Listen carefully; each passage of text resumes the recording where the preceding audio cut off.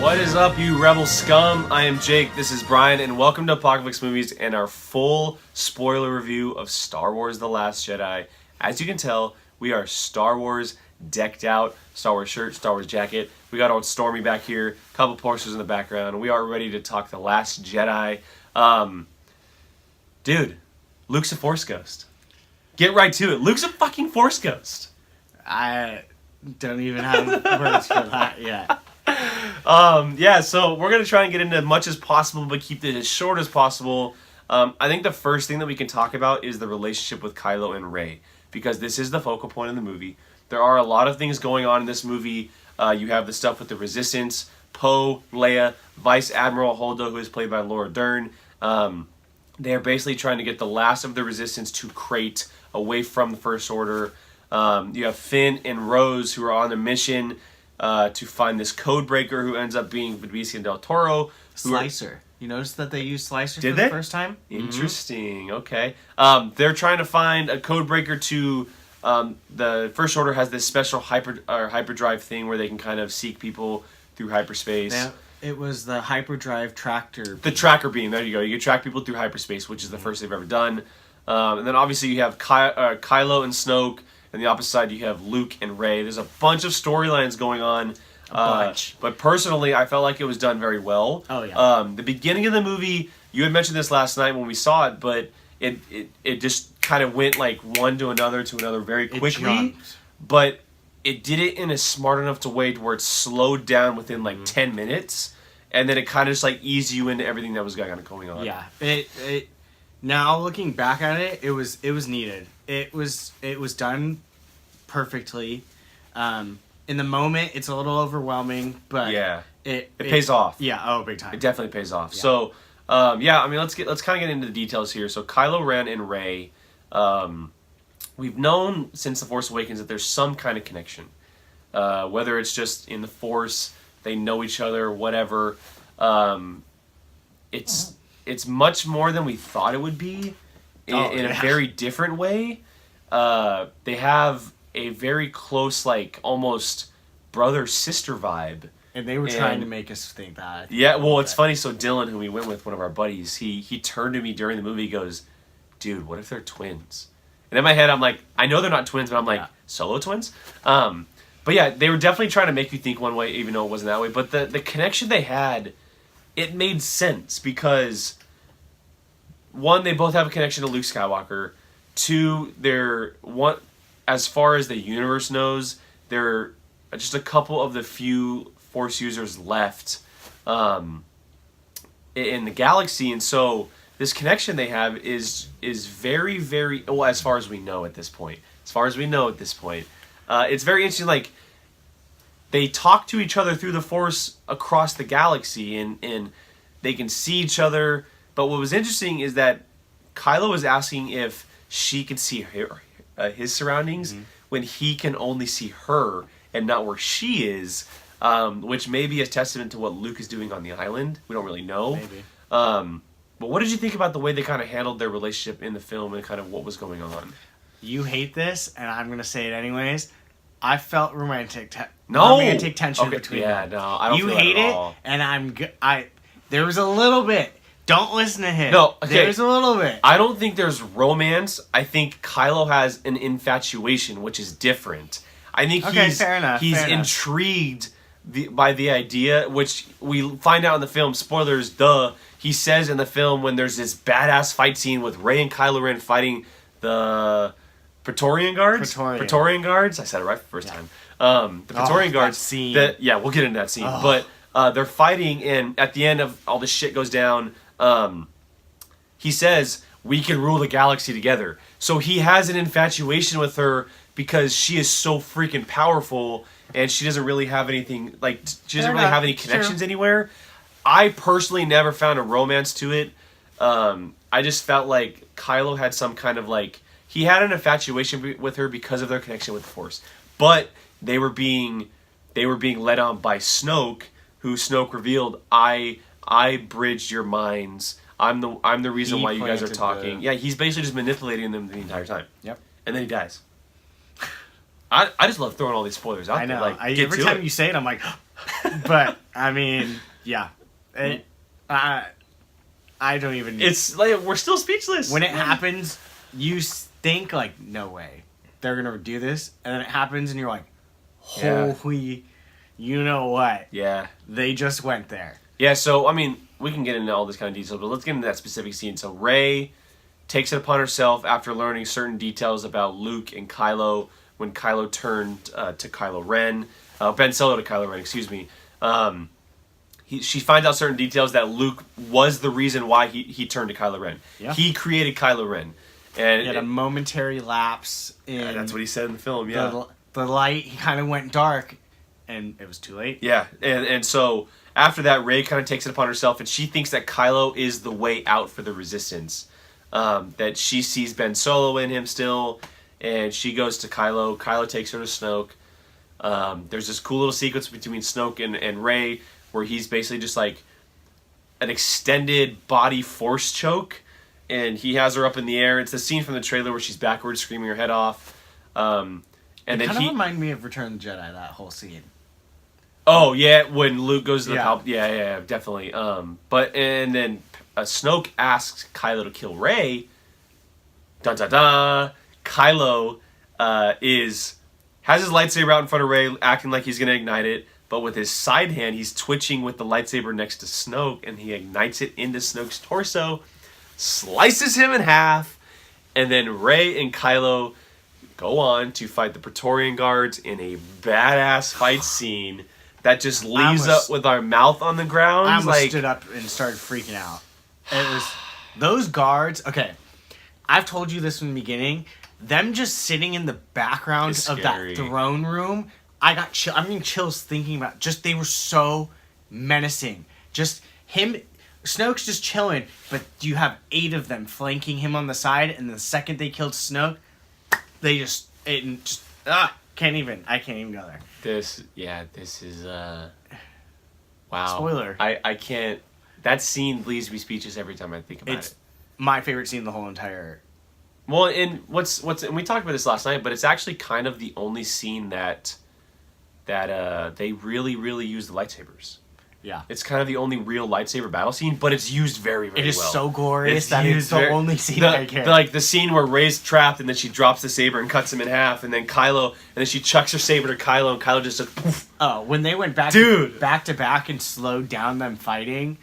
Oh. All right, okay. Next we need to go. Let's get on to this. So, let's get into the next big thing is when Luke returns to the Resistance. He comes to Leia, he comes to the Resistance on Crate, and he faces Kylo on a one-on-one duel. After Kylo kills Supreme Leader Snoke, he takes on the mantle of Supreme Leader. He's now the leader of the First Order. Calls him Supreme Leader. He's the leader of the First Order now, and it's Kylo versus Luke on the salt of Crate, and they're just battling, but not really battling because we find out that Luke is still on Octo, and he is force projecting himself halfway across the flipping galaxy to fight Kylo Ren.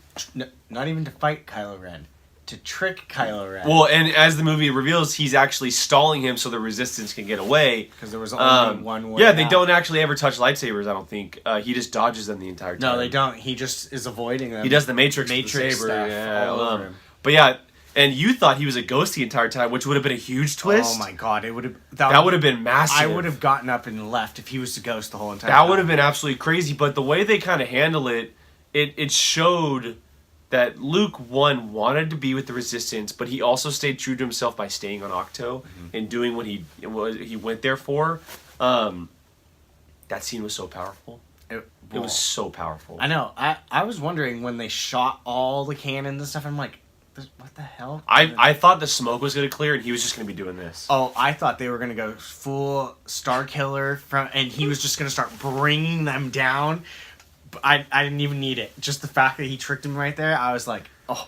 No, but then it all kind of came back to himself. Obviously, he was a force. Like, Kylo, he cuts it. Like, we had an Obi-Wan moment where he was talking like Obi-Wan. He's like, I failed you, blah, blah, like all this stuff. And then Kylo goes and cuts him down. The saber goes through him. And we're thinking, oh, he just went full Obi-Wan. I thought like he's Force Ghost. Fall. Yeah, but then in the camera pans, we see Luke there. Kylo comes up to him slowly and he pokes him, and then he just goes, "See you around, kid." Like total uncle move. Total uncle move. It's awesome. It's a great line. It works perfectly. It's a great scene. And then it kind of leads into the ending of the film.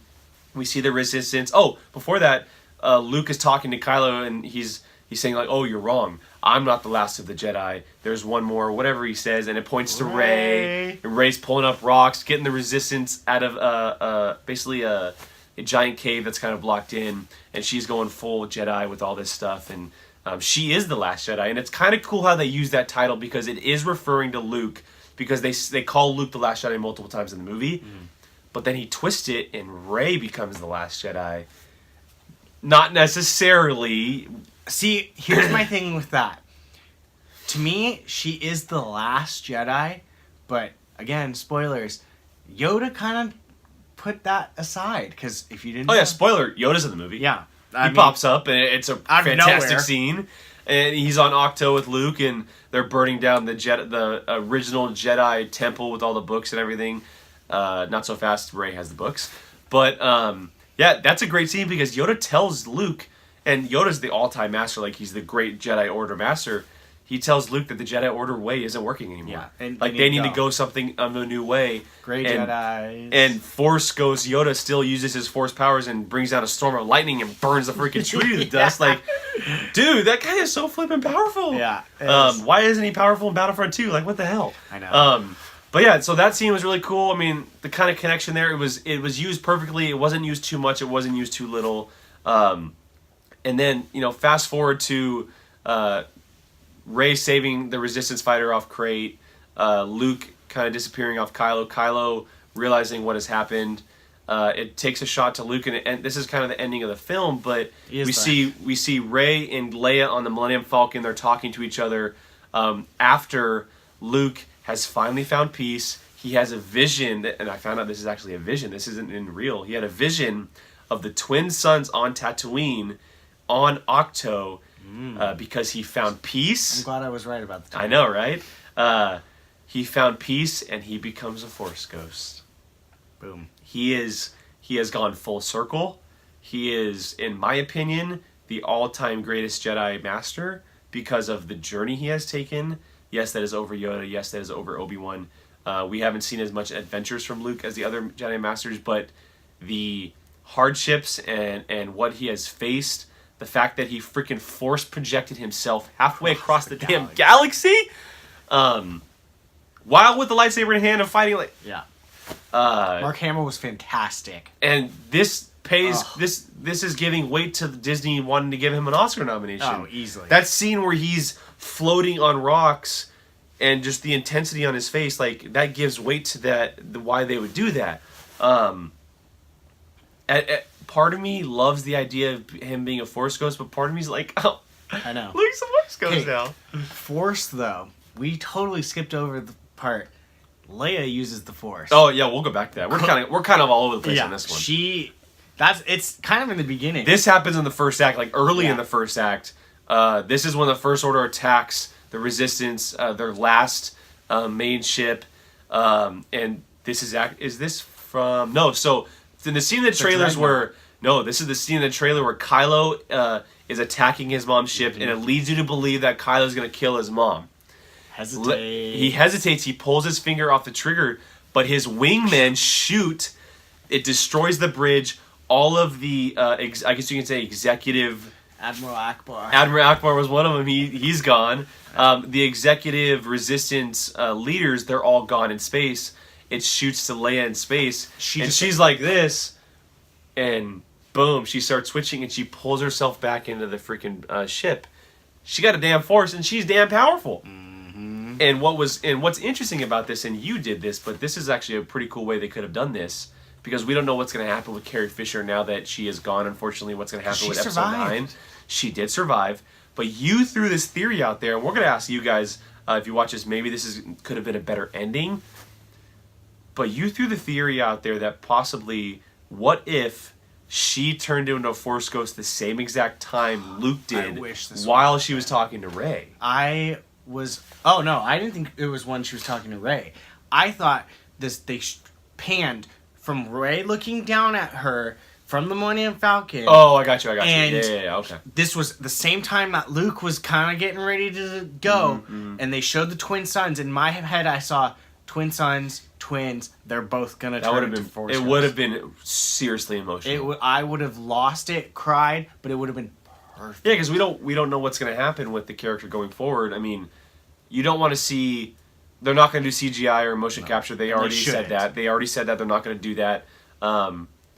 There's two other options. One, well, I guess there's three. There's two. There's an off-screen death, which may be the easiest way out. Which would suck. Yeah, and it's kind of like a cop out, I guess you could say. Two would be just say that she basically just retired, that Poe has taken over, because the movie, it led you to believe that Leia's kind of taking a step back and Poe is taking over. She even says, Yeah, like, follow him, like, why are you looking at me, follow him. Yeah. But three, the other option is you recast the character, because the original plan for this trilogy was Han Solo in The Force Awakens, Luke in The Last Jedi, and Leia was going to be Episode 9. Ugh. So Can it's only interesting. imagine. Yeah, I mean, it's interesting what's going to happen going forward. Hopefully we know soon now that the movie's out. We'll probably end up knowing in the next couple weeks or months. oh, I think it'll be like a year till we find out. You think? Oh, yeah. Yeah, I don't know. People are going to have They're not questions. going to want to drop that. Yeah, people are too going to have quickly. questions going forward. But yeah, so obviously we love this film. There's a lot of things that we can talk about. We're going to do a full, like, complete spoiler breakdown that'll probably end up being like an hour long. It'll be released on Tuesday. There'll be Jacob on there, Gio, Keith. Well, all five of us will probably be on there talking this movie. We kind of want to talk about the main points going on. We find out who Rey's parents are in this one. They're just Jakku. The ultimate FU. Yeah, they're They're Jakku nobodies. junk people who basically just traded Rey for Money. a bunch of money. Yeah, and they're just kind of scum on Jakku. They're buried in the sand there. She isn't really anybody, but that gives weight to the final scene we saw in the movie where the kid, there was a almost small like an kid. After trailer scene. Yeah, there was a After credit. small kid that he's basically like a janitor on Canto Bight. Well, he was in the Canto Yeah, Bight scene. yeah. There was 3 kids that helped Rose Finn and and Finn Rey, escape. yeah. Goes back to full circle to them at the end. And he's grabbing his broom to go sweep some concrete, but instead of grabbing it, he actually uses the force to grab the broom. It's like this much of the force, but it's enough to be like, whoa, like what you is see going that? on? Yeah. And he's looking at the Millennium Falcon kind of fly into hyperspace in deep space. Very reminiscent of Luke looking at Tatooine. Yeah. Or yeah, the twin sons, yeah, excuse yeah. me. But it adds weight to Rey's parents, because it's saying that you don't have to be someone in the galaxy. You can have the Force and be someone. You don't have to be a Skywalker. Yeah, you don't have to be a Skywalker. You don't have to be a Solo. You don't have to be a Palpatine or a freaking Kenobi. Calrissian or Kenobi, whatever. You can be anybody and be a hero, and that's what Rey is. She is that person, and she is the light going forward. Since the day that teaser poster dropped with her blue saber going up between Luke and Kylo, we've had questions as to what it means. She is the light.